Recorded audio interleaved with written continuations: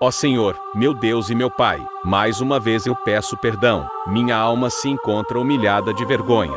Por causa do meu pecado, a consciência me acusa de dia e de noite, de sorte que já não encontro prazer em mais nada desta vida. As minhas transgressões me têm sido o pão de cada dia.